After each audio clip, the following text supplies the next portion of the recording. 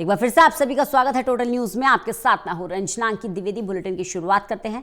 30 अक्टूबर को बीजेपी अपना घोषणा पत्र जारी कर सकती है। बड़ी जानकारी इस वक्त ही मिल रही है। गृह मंत्री अमित शाह इस घोषणा पत्र को जारी कर सकते हैं। बिहार विधानसभा चुनाव के लिए ये घोषणा पत्र होगा, जिसमें महिलाओं युवाओं को साधने की पूरी कोशिश होगी। रोजगार को लेकर कई बड़ी घोषणा हो सकती है। बड़ी जानकारी इस वक्त ही आपको दे रहे हैं। 30 अक्टूबर को बीजेपी अपना घोषणा पत्र जारी कर सकती है और बड़ी बात यह है कि गृह मंत्री अमित शाह इस घोषणा पत्र को जारी कर सकते हैं। असिस्टेंट एडिटर ललित नारायण कांडपाल हमारे साथ जुड़ गए हैं ज्यादा जानकारी के लिए। ललित, 30 अक्टूबर को बीजेपी अपना घोषणा पत्र जारी कर सकती है, क्या अपडेट?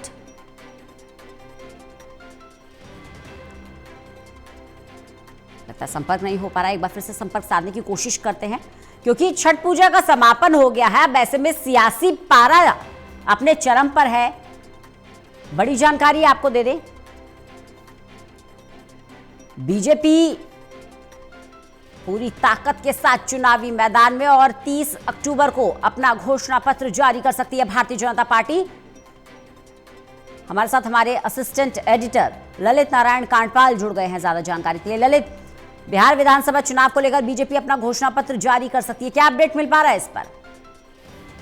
देखिए, आज महागठबंधन के अपने घोषणा पत्र को जारी करने के बाद अब जो है भारतीय जनता पार्टी और एनडीए खेमे में भी तैयारी तेज हो गई है। और इस कड़ी में जो खबर निकलकर सामने आई है उसमें ये बताया जा रहा है कि बीजेपी या फिर एनडीए जो है वो तकरीबन 30 अक्टूबर को अपना घोषणा पत्र जारी कर सकते हैं। और बिहार का चुनावी समर में हम जानते हैं कि 6 तारीख को पहले चरण का मतदान होना है, 11 तारीख को दूसरे चरण का मतदान होना है।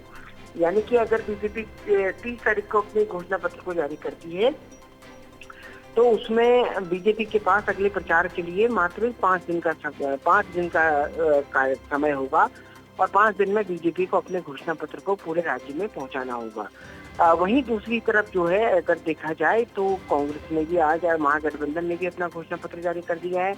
अब बीजेपी में अभी फिलहाल ये जानकारी नहीं मिल पा रही है कि ये जो घोषणा पत्र आएगा ये बीजेपी का होगा, एनडीए का होगा या फिर किस तरह की इसमें स्थिति होगी। तो ये एक सबसे बड़ा सवाल अभी बना हुआ है। अब देखना होगा कि किस तरीके से भारतीय जनता पार्टी अपने घोषणा पत्र को लेकर आती है, किन विषयों को वो इसमें शामिल करती है।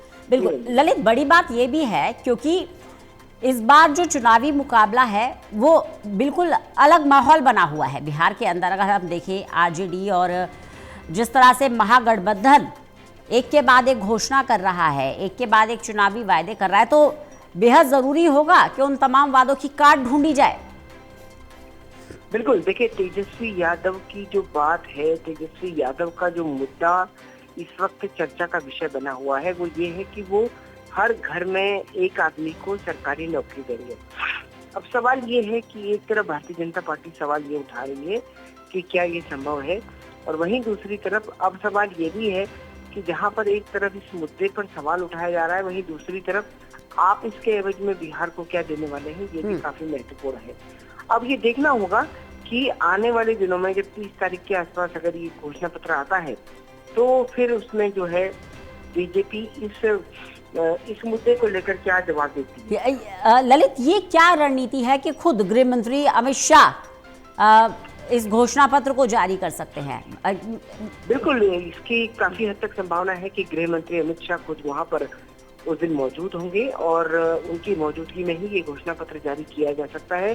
अब ये घोषणा पत्र में क्या क्या विषय होंगे, हालांकि माना जा रहा है बीजेपी एक बार फिर से जो है महिलाओं के लिए, क्योंकि रंजना आपको अगर याद हो तो पिछला बिहार जो चुनाव था उसमें महिलाओं ने नीतीश कुमार को काफी अच्छा वोट किया था और महिलाओं के वोट से ही माना जाता है कि नीतीश कुमार की जीत जो है वो संभव हो पाई थी।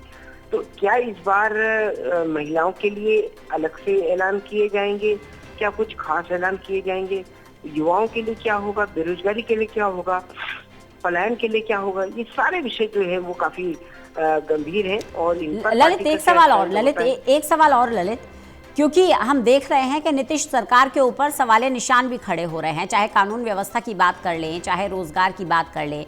तेजस्वी यादव लगातार सवाल दाग रहे हैं, तो कहीं ऐसा तो नहीं कि अपनी क्रेडिबिलिटी स्थापित करने के लिए खुद अमित शाह आगे आ रहे हैं इस घोषणा पत्र को जारी करने के लिए?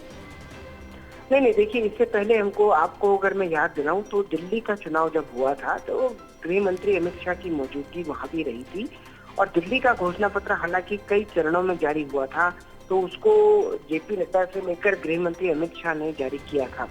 तो ऐसा नहीं है कि इसमें कहीं से भी क्रेडिबिलिटी का इश्यू आता है।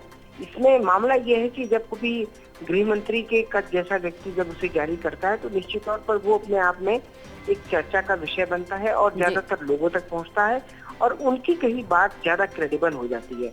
तो ये अपने आप में एक बड़ी बात हो जाएगी कि अगर गृह मंत्री उसको जारी करते हैं तो अब देखना होगा कि पार्टी, अभी जो खबर मिल पा रही है पार्टी के अंदरूनी सूत्रों से, उसमें ये है कि गृह मंत्री अमित शाह इस घोषणा पत्र को जारी कर सकते हैं, लेकिन क्या वास्तव में वही करते हैं या फिर जेपी नड्डा को जिम्मेदारी दी जाती है, तो वो सारी चीजें देखने वाली बात होगी। जी चलिए, बहुत बहुत शुक्रिया ललित इस तमाम जानकारी के लिए।